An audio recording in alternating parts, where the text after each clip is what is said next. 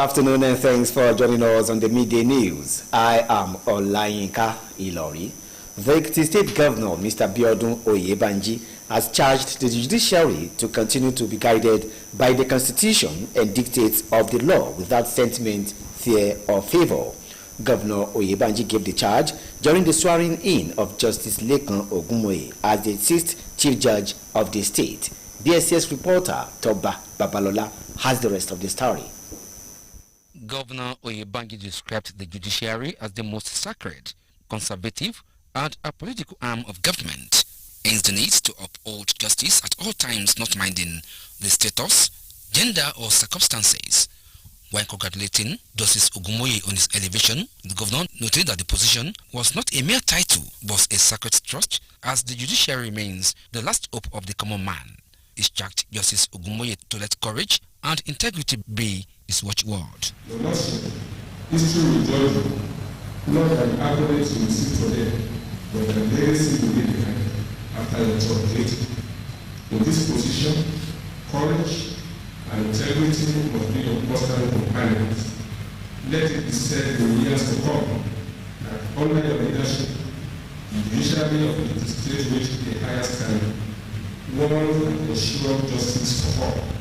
Governor Oyebanji observed that more efforts must be put in place to raise the bar and ensure prompt and efficient justice delivery that aligns with the global standards. He promised that his government would continue to support judicial reforms, provide needed resources for improved infrastructure, and improve the initiative that will enhance the justice delivery across the state. Give you full support and cooperation to the judiciary. I am sure that the cooperation of all stakeholders and judiciary will make more progress and all challenges will be tackled head-on. As we move forward, let us all, both the executive and legislative and judiciary and the citizen, work together in the spirit of mutual respect and shared purpose to build an entity where justice is not only done but is seen to be done. The Chief Judge, Justice Ogunmoye, in his remarks, thanked Governor Oyebanji for the opportunity given him to serve in full capacity and promised to uphold the rule of law, focus on building the integrity of the judiciary that is well accountable, transparent, effective and efficient through a digitalized operational system. As we all know, lack of transparency breeds lack of trust. Once the decision is corrupt, it compromises integrity. So our focus is to ensure that we have a judiciary that is transparent and corrupt-free. Oath of allegiance and judicial oath had earlier been taken by the Chief Judge. Justice Ogunmoye, an indigene of Omo Ekiti, was appointed as acting Chief Judge of the state in November 2024 and served in that capacity until his appointment as a substantive Chief Judge of the state. Toba Babalola reporting. Leaders of the All Progressives Congress APC in Ekiti State have called on women in the party to be united and resist desperate politicians ahead of next year's governorship election. The APC female leaders made the call during the party's mobilization tour of Ayekire, Ekiti East, Emure, and its own local government areas of the state. BSS reporter Adedayo Adeleye completes the story. The mobilization tour organized by the State First Lady, Dr. Olayemi Abiodun Oyebanji, was to mobilize women for her husband ahead of the 2026 poll. Addressing the women at all the designated venues in Ode, Omo, Emure, and Ise-Ekiti, the State Deputy Governor, Okinlu Amunisa Afuye, appealed to the women to resist those she branded as money-bag politicians willing to deploy monetary power to secure the party's ticket. She urged them to remain steadfast in their support for Governor Biodun Oyebanji, who has been committed to gender promotion by appointing women to strategic positions.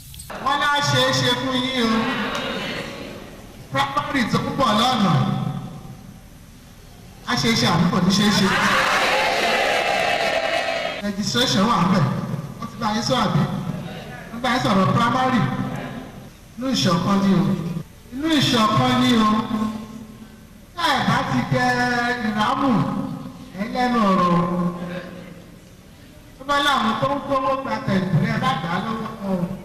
Also speaking, the chairperson, APC Elders Council, Women's Wing, Mrs. Unke Okusaya, charged the women to reciprocate Governor Oyebanji's gender balancing through massive votes in 2026. The former APC state women leader said they should remain steadfast in their support for the governor, assuring them that their interests shall be protected. Abiodun Abayomi Oyebanji has done the party proud. He has kept to his promises. He has kept to his 6-point agenda for development in the state. I'm just appealing to all our women because we are the larger population, the women folk, and I'm saying to them, choose right. Also, the secretary to the state government, Professor Abibat Adubiaro, and the special advisor to the governor on political matters, Chief Jide Awe, charged the women to be fair to the returnees and defectors to the party. They also appealed to them to participate in the continuous voter registration exercise by the Independent National Electoral Commission. Sensitize them about the coming up of the primary election, and we still want them to stand on their feet and they all come out en masse to return Governor Brother Abayomi Oyebanji back to the governor's office. Seeing the women in their numbers across the state so that they are ready and they are in tune with the program of the party and that of the government.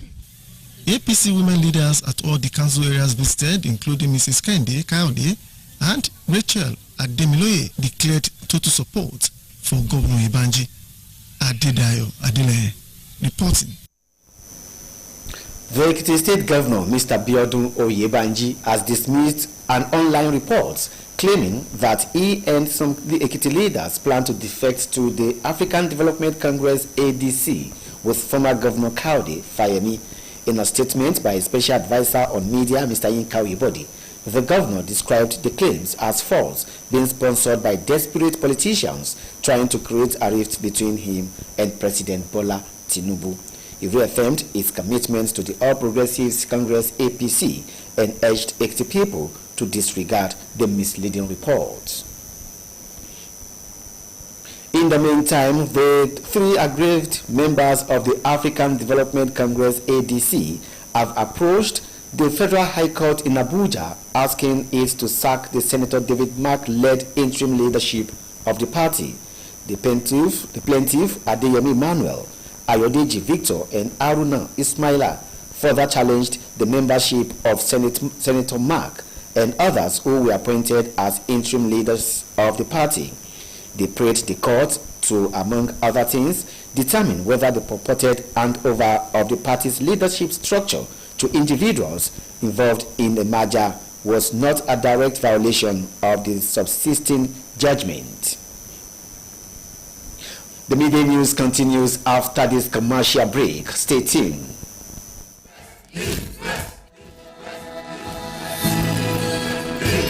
Guys, food is ready.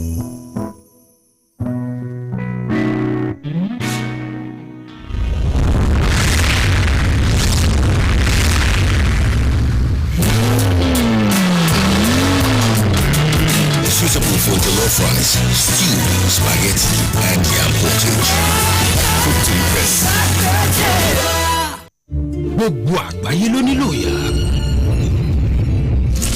Pẹ̀lú títa sábọ̀ golden terra oil lásán, ìyá wa lè sọ ìfojúro di ẹ̀rín. Kó sọ, ó tì, ẹ ṣe, di bẹ́ẹ̀ ni, ẹ jọ̀rọ̀. Kó yanjú rògbòdìyàn láàrin ẹbí, láì bẹ́ẹ̀ bẹ́ẹ̀ lò. Ká pèsè oúnjẹ tó dùn tó ṣara lóore fún ẹbí ló ṣe kókó jùlọ.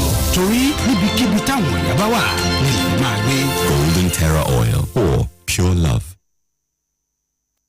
Welcome back, and now to the rest of the bulletin.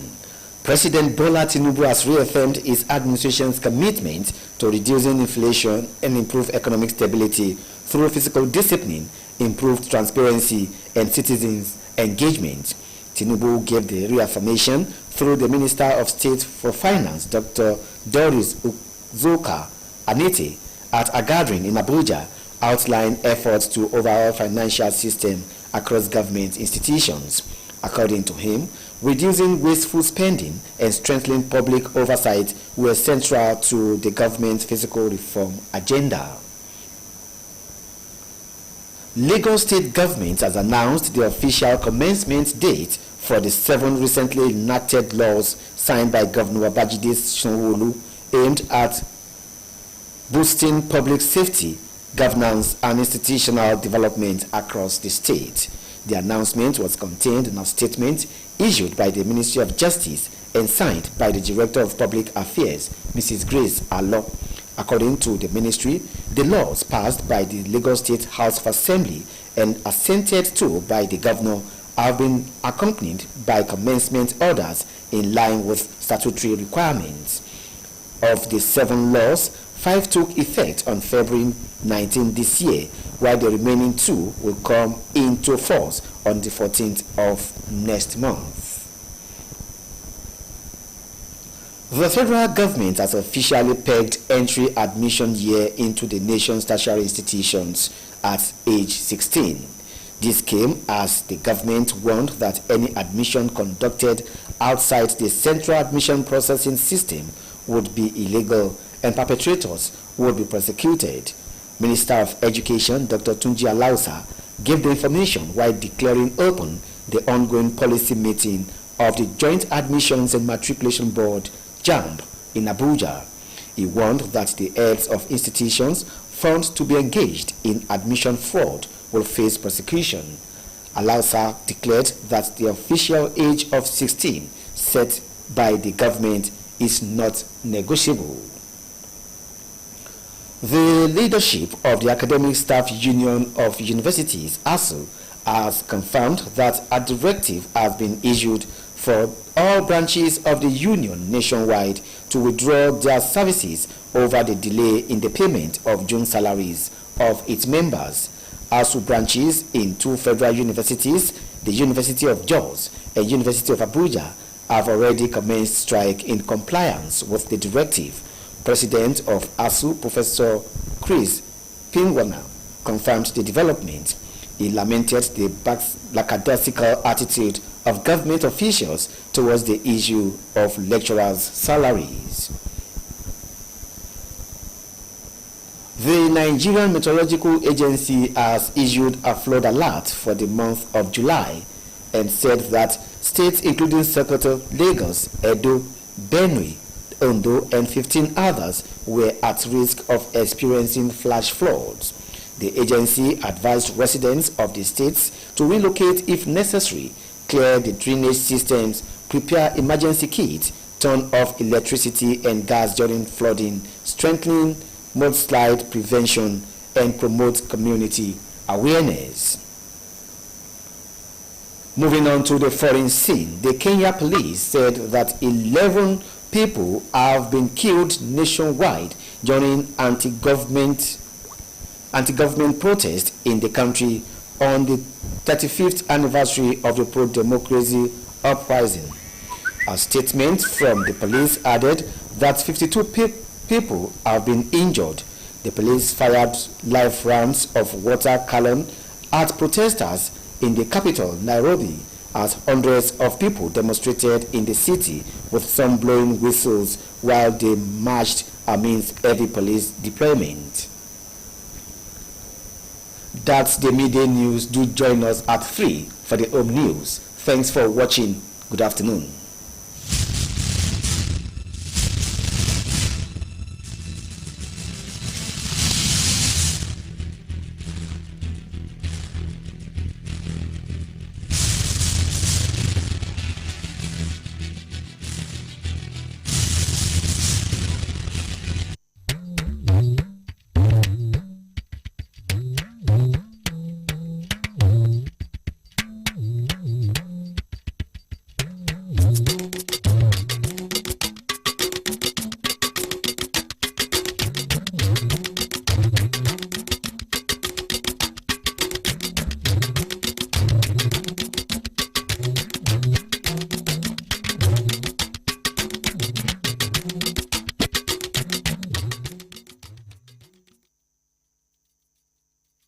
Ẹ̀kásán, ìròyìn ọjọ́ kan rí ló ń dé sójú ìwòran yín láti lè ṣe tẹlifíṣàn ìpínlẹ̀ Èkìtì. Adérónkẹ́ Babalọ́lá lórúkọ tèmi. Gómìnà ìpínlẹ̀ Èkìtì ọ̀gbẹ́ni Bíọ́dún Oyèbánjí ti rọ ẹ̀ka ìdájọ́ láti tẹ̀síwájú lójúnà àti ní ìtọ́sọ́nà nípasẹ̀ òfin àti àwọn ìlànà ti òfin láìsí ìtara ìbẹ̀rù tàbí ojú rere. Gómìnà ló pàrọwà yìí lásìkò ìbúrawọṣẹ́ fún adájọ́ Lékan Ògúnmóyè gẹ́gẹ́ bí adájọ́ àgbà kẹfà nípínlẹ̀ Èkìtì. Oníròyìn wa Tọ́ba Babalọ́lá wà níbẹ̀, ẹ jẹ́ ká gbọ́ àtúpalẹ̀ ìròyìn ọ̀hún. Gómìnà Oyèbánjí lójúwe ẹ̀ka ìdájọ́ gẹ́gẹ́ bí èyí tí kò gbọdọ̀ lábàwọ́n tí wọ́n jẹ́ onídàkẹ́rọ́rọ́ àti èyí tí kò gbọdọ̀ fi ọ̀rọ̀ òṣèlú ṣe tàbí ipò ẹ̀dá kan ṣe. Nígbà tó ń kí adájọ́ àgbà nípínlẹ̀ Èkìtì ọ̀hún, adájọ́ Lékan Ògúnmóyè kú oríire. Gómìnà Bíọ́dún Oyèbánjí pàrọwà sí kí ó dúró lórí ìgbàgbọ́ tí aráàlú ní nínú ẹ̀ka náà láti dájú pé ìdájọ́ òdodo fi ẹsẹ̀ múlẹ̀ sí i nípìnlẹ̀ Èkìtì, kó sì mú ìwà àìmúkànmọ́kàn gẹ́gẹ́ bí àkọmọ̀nà rẹ̀. Ó jẹ́ kó dìmọ̀ pé iṣẹ́ púpọ̀ ló sì wà láti ṣe àgbélékè ẹ̀ka ìdájọ́ orílẹ̀-èdè yìí kó lè bá ìdájọ́ ìgbàlódé mu. Ó ṣèlérí pé ìjọba ìpínlẹ̀ Èkìtì yóò ṣe àtìlẹ́yìn fún àtúnṣe ẹ̀ka ìdájọ́, ṣíṣe àwọn àkànṣe iṣẹ́ lẹ́ka ọ̀hún fún ìrọ̀rùn àwọn òṣìṣẹ́ àti ìdájọ́ òdodo káàkiri ìpínlẹ̀ Èkìtì.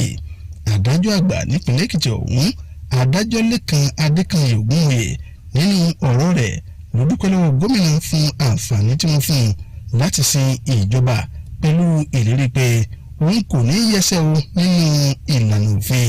Ó sọ pé òun yóò ṣe iṣẹ́ fún ìtẹ̀síwájú ẹ̀ka ọ̀hún, fún ìgbàgbọ́ aráàlú nínú ẹ̀ka ìdájọ́ àti ṣíṣe ọ̀nà fún ìdájọ́ nípa lílo ẹ̀rọ ayélujára. Ṣáájú ni wọ́n ti kọ́kọ́ ṣe ìbúra fún adájọ́ ọ̀hún gẹ́gẹ́ bí adájọ́ àgbà ní ìpínlẹ̀ Èkìtì. Yẹmí Ọlájútẹ̀mù ló ń jábọ̀ ròyìn.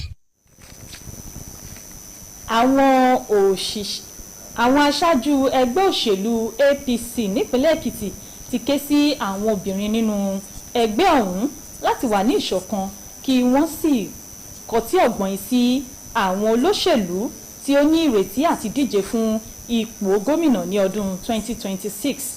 Àwọn adarí obìnrin APC ló sọ̀rọ̀ yìí lásìkò ìrìn àjò kóríyá ẹgbẹ́ náà sí Ayékire, Èkìtì East, Èmùrè àti ìjọba ìbílẹ̀ Ẹ̀sẹ̀ ọ̀hún nípínlẹ̀ yìí. Oníròyìn wa Adédayọ̀ Adélẹ́yẹ ṣàlàyé pé àjọ kóríyá tí aya gómìnà Dókítà Ọláyẹmí Abíọ́dún Oyèbánjí ṣe ní láti kó àwọn obìnrin jọ ṣáájú ètò ìdìbò ọdún 2026 nígbà tó ń bá àwọn obìnrin náà sọ̀rọ̀ ní gbogbo ibi tí wọ́n ti ní aṣojú Òde, Èmùrè àti Ìsẹ̀ Èkìtì, níbi tí igbákejì gómìnà Kìnlúà Múnísádé Afúyẹ́ ti ṣojú rẹ̀. Ó rawọ́ ẹ̀bẹ̀ sáwọn obìnrin náà láti kojú àwọn tí wọ́n sọ. Ó rọ̀ wọ́n láti dúró ṣinṣin nínú àtìlẹ́yìn wọn fún gómìnà Bíọ́dún Oyèbánjí, ẹni tó pinnu láti yan àwọn obìnrin sípò. Bákan náà ni alága ìgbìmọ̀ àwọn àgbààgbà APC Women's Wing, ìyáàfin Rónkẹ́ Òkúnsọ̀yà, sọ fún àwọn obìnrin náà láti san ẹ̀san fún ètò ìsọdọ̀tun ààbò àti ìsọdọmọ gómìnà Oyèbánjí nípasẹ̀ ìbò ńlá ní ọdún 2026. Akọ̀wé ìjọba nípínlẹ̀ Èkìtì Ọ̀jọ̀gbọ́n Abibat Adébáró àti olùdámọ̀ràn pàtàkì fún gómìnà lórí ọ̀rọ̀ òṣèlú Olóyè Jídé Awẹ́ gba àwọn obìnrin níyànjú pé kí wọ́n ṣe déédé sí àwọn tó ń díje padà sípò. Wọ́n tún rawọ́ ẹ̀bẹ̀ sí wọn láti kópa nínú ìforúkọsílẹ̀ àwọn adarí ẹgbẹ́ obìnrin nínú ẹgbẹ́ APC ní gbogbo àwọn ìjọba ìbílẹ̀ náà. Arábìnrin Kẹ́hìndé Káyọ̀dé àti Rachel Adémilóyè ṣèlérí àtìlẹ́yìn wọn lápapọ̀ fún gómìnà Oyèbánjí.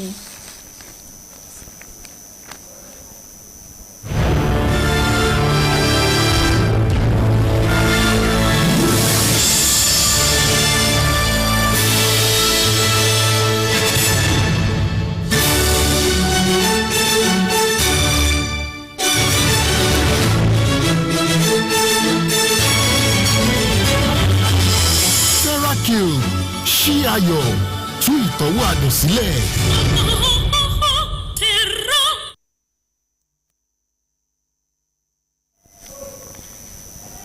gómìnà ìpínlẹ̀ èkìtì ọ̀gbẹ́ni bíọ́dún oyèbánjí ti kọ àwọn ìròyìn orí ayélujára tó sọ pé òun àti àwọn aṣáájú kan lẹ́kìtì ń gbèrò láti darapọ̀ mọ́ ẹgbẹ́ African Democratic Congress ADC pẹ̀lú gómìnà tẹ́lẹ̀ rí nípínlẹ̀ yìí ọ̀mọ̀wé káyọ̀dé fáyẹmí.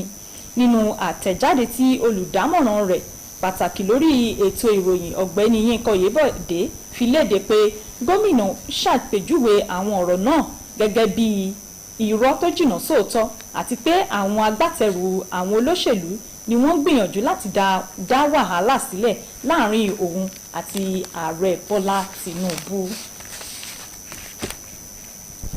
Ààrẹ Bọ́lá Tinubu ti fìdí ìfarajì ìjọba rẹ̀ múlẹ̀ láti dín ìfowópamọ́ kù àti ìdúróṣinṣin ètò ọrọ̀ ajé nípasẹ̀ ìnáwó ìmúgbòòrò àti ìbáṣepọ̀ aráàlú. Tinubu ló fìdí ọ̀rọ̀ rẹ̀ múlẹ̀ nípasẹ̀ mínísítà fétò ìṣúná dókítà Doris Zoka Anite níbi ìpéjọpọ̀ kan nílùú Àbújá. Ó ṣàlàyé àwọn akitiyan rẹ̀ láti tún ètò ìnáwó láwọn ilé iṣẹ́ ìjọba káàkiri ṣe. Ìjọba àpapọ̀ ti ṣe ìfilọ́lẹ̀ ọjọ́ orí gbígbà wọlé sí ilé ẹ̀kọ́ gíga fásitì lórílẹ̀‐èdè yìí sí ọdún mẹ́rìndínlógún. Èyí wá bí ìjọba àpapọ̀ ṣe kìlọ̀ pé èyíkéyìí gbígbà wọlé tí kìí ṣe ti ìlànà ìjọba yóò jẹ́ arúfin tí irúfẹ́ ẹni bẹ́ẹ̀ yóò jẹ̀bi tí yóò sì jẹ́ ẹjọ́. Mínísítà fétò ẹ̀kọ́ dókítà Túnjí Aláùsá ló sọ ọ̀rọ̀ náà lásìkò tí ó ń kéde ṣíṣí ìpàdé àfihàn tó ń lọ lọ́wọ́ ti ìgbìmọ̀ àjọ JAMB nílùú Àbújá. Ó kìlọ̀ pé àwọn olórí àwọn iléeṣẹ́ tí wọ́n bá rí i pé wọ́n ṣiṣẹ́ lòdì sí àṣẹ ìjọba yóò kojú ẹjọ́. Aláùsá tún kéde pé ọjọ́ orí tí ìjọba ṣètò kì í ṣe ti ìdúnàdúrà. Ẹgbẹ́ àwọn olùkọ́ nílé ẹ̀kọ́ fásitì lórílẹ̀‐èdè yìí ti fìdí rẹ̀ múlẹ̀ pé àṣẹ kan ti jáde fún gbogbo ẹ̀ka ẹgbẹ́ ọ̀hún jákèjádò orílẹ̀‐èdè yìí láti yọ iṣẹ́ wọn kúrò látàrí ìdíwọ́ tó dé bá sísan owó oṣù kẹfà àwọn ọmọ ẹgbẹ́ wọn. Àwọn ẹ̀ka ASUU ní àwọn ilé ẹ̀kọ́ gíga méjì láti fásitì Jos àti Àbújá ti bẹ̀rẹ̀ ìdaṣẹ́sílẹ̀ ní ìbámu pẹ̀lú ìtọ́sọ́nà ọ̀hún. Ààrẹ ẹgbẹ́ ASUU ọ̀jọ̀gbọ́n Chris Piwuna fi dí ọ̀rọ̀ náà múlẹ̀. Ó kérora nípa ìwà àwọn ìjọba sí ọ̀rọ̀ owó oṣù àwọn olùkọ́. Àwọn ọlọ́pàá nílẹ̀ Kenya ti sọ pé èèyàn 11 ni wọ́n ti pàdánù ẹ̀mí wọn jákèjádò orílẹ̀-èdè ọ̀hún lákòókò àwọn ìfẹ̀hónúhàn àtakò ìjọba.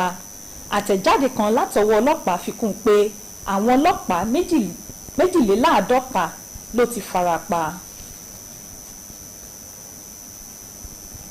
Ilẹ̀ Amẹ́ríkà sọ pé òun gbèrò láti bẹ̀rẹ̀ owó orí tuntun ìdá 25% lórí àwọn ọjà tó ń wọlé sí orílẹ̀-èdè ọ̀hún láti South Korea àti Japan. Bí ààrẹ Donald Trump ti bẹ̀rẹ̀ pínpín àwọn lẹ́tà kan sí àwọn ààrẹ orílẹ̀-èdè tó ń ṣàlàyé àwọn ètò ìmúlò ìdíyelé tuntun rẹ̀. Èyí lópin ìròyìn ọjọ́ kan rí fún tọ̀sán òní. Ẹ tún pàdé wa tó bá di láṣálẹ́. Ẹ káàsán.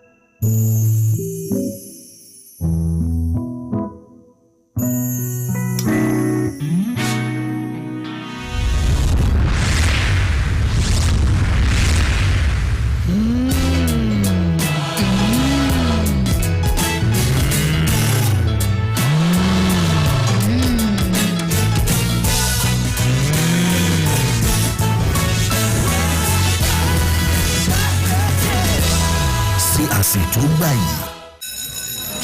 Oh, what wish a Monday. Good luck. Yeah, Chupa Chups.